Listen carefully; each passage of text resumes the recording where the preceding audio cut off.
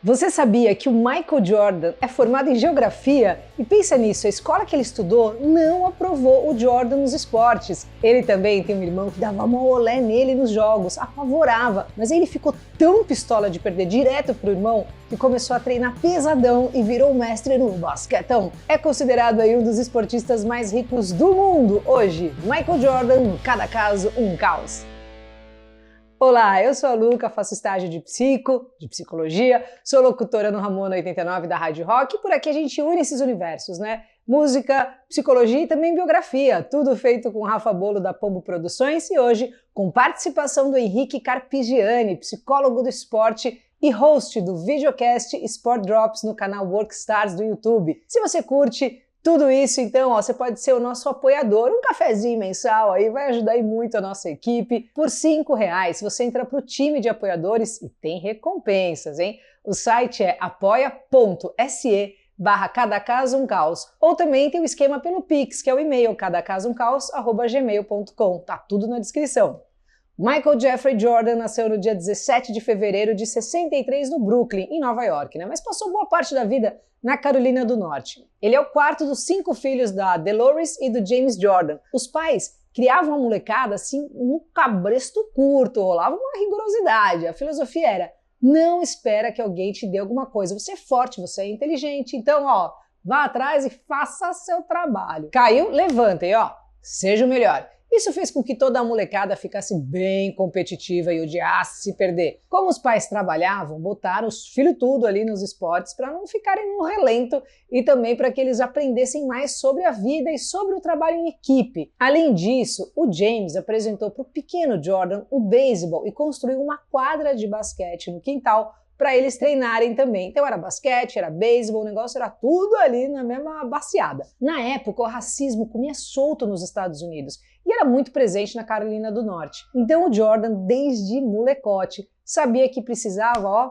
da linha, sair daquele lugar e encontrou uma oportunidade para se destacar nos esportes e meter o pé. A parada é que ele não era esse atleta inacreditável desde cedo. Na real, o bom de bola da família era o irmão mais velho, o Larry. Ele dava vários olés no pequeno Jordan, que ficava ultra pistola e chegava a sair no soco com o irmão. De acordo com o Jordan, na verdade ele sentia como se estivesse lutando para ganhar a atenção do pai.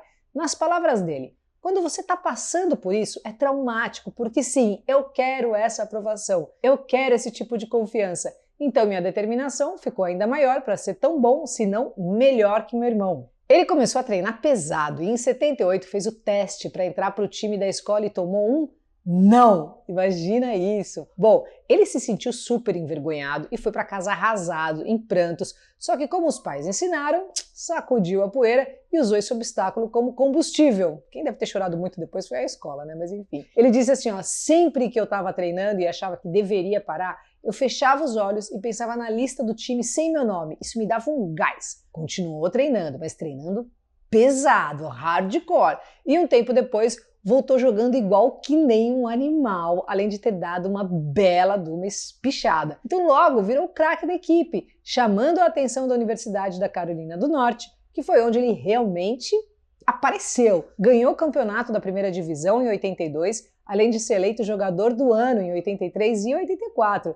Nesse mesmo ano, o menino Jordan era draftado pelo Bulls para defender as cores do apagado time de Chicago. Tão logo chegou e já mostrou por que veio. Fez a diferença e ajudou o time, que era um dos sacos de pancada da liga, a chegar nos playoffs, o que não acontecia há muito tempo. Enquanto ele gastava a bola na quadra, terminava os estudos e se formou em geografia, isso em 85, muito louco, né? O Jordan era focado, estava sempre trabalhando para melhorar suas habilidades, que já eram sobre-humanas. Ele também é a prova daquilo, né? Que a disciplina, se bobear, é mais importante que o talento. E ele ficou até mais tarde nos treinos, levando a condição física assim, tipo, no limite. E claro, desviando das bagunças que vinham do elenco do Bulls na época. Rolava o papo de que o Bulls era um circo ambulante de cocaína. E o Michael Jordan presenciou essa baguncinha aí uma vez, mas disse ele que ficou de fora. Não fiz nada. Tava numas de ser mesmo ali o melhor jogador do melhor time que existe. e estava buscando. Levou o prêmio de novato do ano e foi selecionado para o All-Star Game, isso no primeiro ano. No final da década de 80, o Bulls estava deixando o posto de saco de pancadas para se tornar uma das franquias mais bem-sucedidas da liga. E o Jordan foi uma parte fundamental desse sucesso. Ele botou na conta do Bulls um belo de um tricampeonato, vencendo a liga por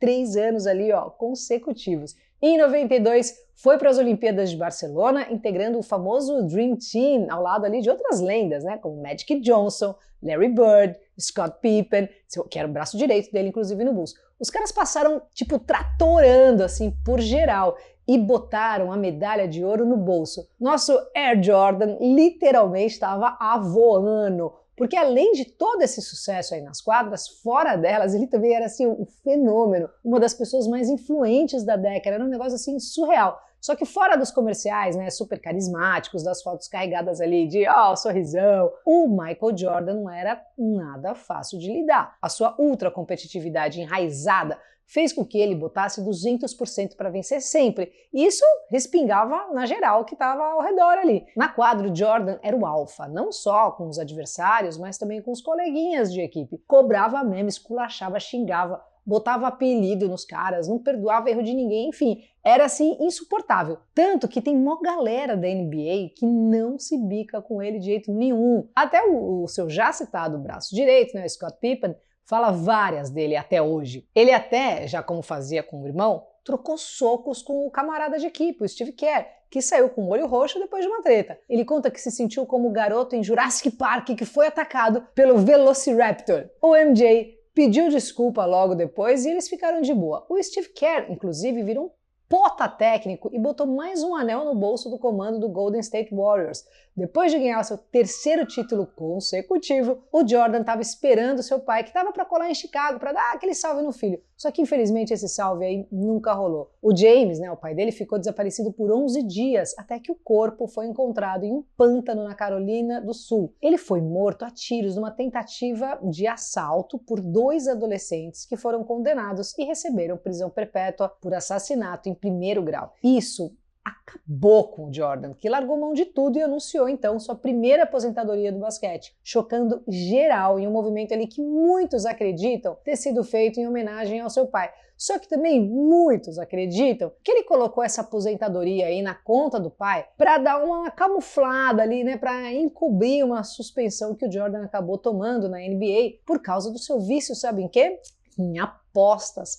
Ele era assim descontrolado, estava sempre apostando com todo mundo, desde jogos de cartas com os colegas de time até jogos de golfe com o Bill Clinton. Pensa nisso. Chegou até a subornar um carregador de bagagem do aeroporto para depois apostar com o Bulls que as suas malas sairiam primeiro. Mas o buraco ia mais embaixo, né? Tava rolando uma investigação da NBA e constataram que ele perdeu mais de 900 mil dólares em apostas. Também teve treta na justiça, né, tendo de explicar aí porque um traficante de drogas tinha um chequinho de 57 mil dólares no nome dele. Além disso, geral também ficou pego assim, né, porque ele foi visto em um cassino de Atlantic City na noite anterior a um jogo das finais da Conferência Leste. Mas ele sempre disse que nunca foi um viciado em apostas, que ele só gostava de botar uma moedinha ali no jogo para deixar as coisas mais interessantes, assim, né, que era um hobby saudável, segundo ele. No beisebol, a mentalidade continuava a mesma, treinava 5 vezes por dia e saía com as mãos assim cheias de bolha, o negócio era assim surreal. Treinava que nem louco e os treinos foram cada vez mais mostrando resultado. Mas apesar de promissor, tanto Jordan como o resto do mundo sabia que o lugar dele era ali no basquete. E mais que isso, o lugar dele era no Bulls. Então, em 95, Black Jesus estava de volta às quadras. Levou um tempinho aí para pegar o ritmo, né? Mas quando pegou, sai da frente, né? Tava solto novamente o monstrão e a dinastia Bulls abria mais um capítulo na história que encerraria de forma magistral, botando mais 3 campeonatos consecutivos no bolso. Depois de fazer história liderando o maior time de basquete de todos os tempos, a lenda anunciava sua segunda aposentadoria. Pouco depois, aí, já tem mais de 20 anos, né, em 2001, virou um dos donos do Washington Wizards e ficou com um comichão de ficar de gravatinha atrás da quadra. Botou o uniforme mais uma vez e jogou mais 2 anos pelo próprio time. O cachê pela temporada foi, sabe de quanto? 1 milhão. Mas ele acabou doando tudo para as famílias vítimas do 11 de setembro, fechando assim sua brilhante carreira como um dos maiores esportistas que já viveram. O Jordan é um dos esportistas mais ricos do mundo e a maior parte da grana dele, a maior parte da grana que ele fez foi mesmo fora da quadra, fora os patrocínios milionários de marcas como Gatorade. O Michael Jordan também é dono do Charlotte Hornets, time que comprou em 2010 por 275 milhões de dólares. Sabe quanto vale hoje? Mais de $1 bilhão. E claro, sua ultra famosa parceria com a Nike, que rende mais de $100 milhões por ano em royalties para a lenda. O fabuloso Space Jam também botou uma moeda forte no bolso dele, arrecadou mais de $300 milhões de bilheteria em todo o mundo e mais de 1 milhão de merchandising. É um negócio surreal. Mas olha isso. Você sabia que a Nike só é a Nike mesmo por causa do Jordan? Para começo de conversa, ele nem queria fazer tênis com eles. Na real, ele gostava mesmo era da Adidas. Mas a Adidas não botou fé, né? Eu não quis colocar dinheiro para fazer o tênis do menino. Isso não vai dar certo. Então ele acabou tomando uma canetada da Nike. Puta, se deram muito bem, né? Quando fecharam com o jovem para fazer seu tênis, o Air Jordan, a Nike era uma empresa pequenininha de tênis de corrida, assim, de boa. Mas eles viram a receita pular de 126 milhões em um ano apenas. Até hoje, a linha Air Jordan é a mais famosa e cobiçada pela galera, com pares que chegam a ser vendidos por milhões de dólares. O cara é uma lenda viva, foi 14 vezes escalado para o All-Stars, foi o cestinha da liga por 10 temporadas, ganhou 6 títulos pelo Bulls, ganhou 5 vezes o prêmio de MVP, enfim, a lista de prêmios assim, é uma capivara extensíssima. Hoje, tem 59 anos e continua mantendo o cinturão de maior jogador de basquete de todos os tempos, né? Fica aqui também a recomendação do Doc, uma série muito legal, né, que tem na Netflix, que é o The Last Dance, Arremesso Final, que além de uma aula de produção, conta ali com muitos detalhes, né, a fabulosa trajetória do Black Jesus. Para falar sobre, vamos ver o Henrique Carpigiani, psicólogo do esporte e host do videocast Sport Drops no canal Workstars do YouTube. Fala aí, Henrique, querido! Fala, Luca. Fala, pessoal. Como que vocês estão? Tudo bem? Eu sou Henrique Carpigiani, psicólogo do esporte, e hoje, em especial, para mim é uma honra poder falar e comentar a respeito do Michael Jordan, possivelmente o maior jogador de basquete de todos os tempos. Além de ser um tremendo atleta, excepcional, fora da curva mesmo, ele também é, até hoje em dia, um excelente empreendedor e investidor. E isso requer muita preparação, tanto psicológica como de estudos, de estudar bastante, no caso dele do basquete, de treinar repetidas vezes para ser cada vez melhor. Ele sempre teve esse vício condicionado mesmo por vencer, que começou lá desde os primórdios, quando ele queria ganhar a atenção do pai. Isso gera um pouco uma sensação que no começo é de frustração, mas que uma vez que você atinge um objetivo, você libera uma dose muito grande de dopamina. Dopamina é aquele neurotransmissor ligado à sensação de felicidade, de conquista. Uma vez que você entra em função de liberar mais dopamina, você quer vencer sempre. Então, se você mesmo começa a pegar um pouco da história do Michael Jordan, e isso também é apresentado na série no Netflix, os principais períodos dele de se envolver em cassinos ou outros locais para trabalhar não, né? Mas de tentar vencer apostas e jogos, era justamente entre temporadas, onde ele não tinha esse espaço de liberar dopamina através do basquete. Algo que ele recusa, até porque um dos grandes sintomas dos viciados em apostas e em jogos são aqueles que acabam prejudicando o patrimônio familiar, perdendo de fato dinheiro, as riquezas e colocando até a família em maus lençóis. E diz muito mais respeito a essa busca incessante, não só por ser o melhor, de conquistar esse posto, mas como de vencer sempre, vencer qualquer tipo de desafio, tendo dinheiro ou não, e que ele de fato conquistou grande parte desses desafios e alcançou esse sucesso todo que ele foi, não só na carreira no basquete, mas na vida inteira dele como profissional, como jogador, como atleta, como exemplo e como empreendedor e investidor.